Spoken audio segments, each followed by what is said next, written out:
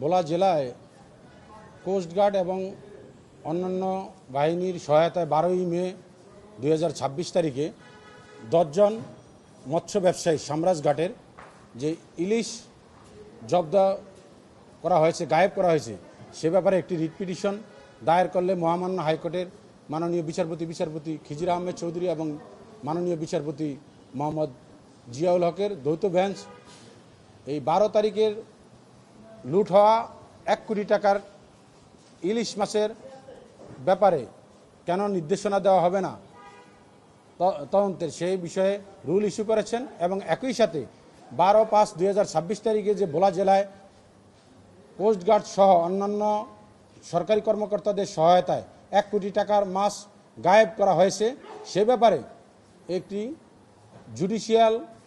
Inquiry করার জন্য, বিচার বিভাগীয় তদন্ত করার জন্য অতিরিক্ত জেলা জজের নেতৃত্বে একটি তদন্ত কমিটি গঠন করার নির্দেশ দিয়েছেন। বিশ্বকাপ দেখুন বায়োস্কোপ প্লাসে, সব নেটওয়ার্কে, সব ডিভাইসে। এবং এই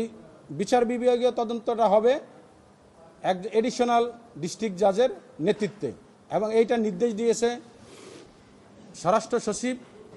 এবং কোস্টগার্ডের মহাপরিচালক এবং মৎস্য অধিদপ্তরের মহাপরিচালক, এই 3 জনকে। আগামী 30 দিনের ভিতরে এই 12/5/26 তারিখের যে 1 কোটি টাকার মাছ গায়েব হয়েছে সে ব্যাপারে তদন্ত করে মহামান্য হাইকোর্টে এই তদন্ত সংক্রান্ত রিপোর্ট দাখিল করার জন্য নির্দেশ দিয়েছেন। একই সাথে আর এই যে 10 জন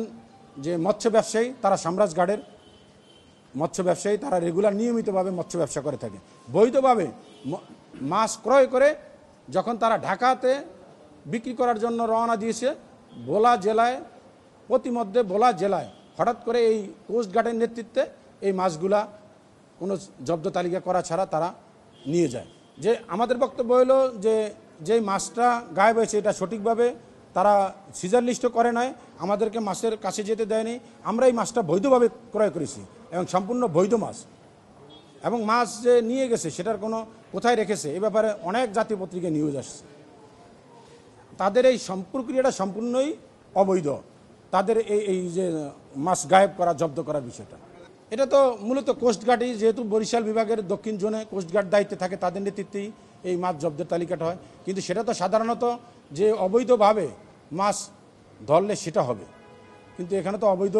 আমরা যেহেতু আমাদের রিসিট আছে ক্রয় করার, এটা অবৈধ মাছ না, এটা অনুমোদন ছিল। উপজেলা চরপেশন উপজেলা মৎস্য কর্মকর্তা অনুমোদন দিয়েছে মাছ পরিবহনে। মাননীয় বিচারপতি খিজির আহমেদ চৌধুরী এবং মাননীয় বিচারপতি মোহাম্মদ জিয়াউল হক, এডিশনাল ডিস্ট্রিক্ট জাজের নেতৃত্বে একটি তদন্ত কমিটি হবে বিচার আগামী 30 তারিখে, 30 দিনের ভিতরে, 30 তারিখ না, 30 দিনের ভিতরে।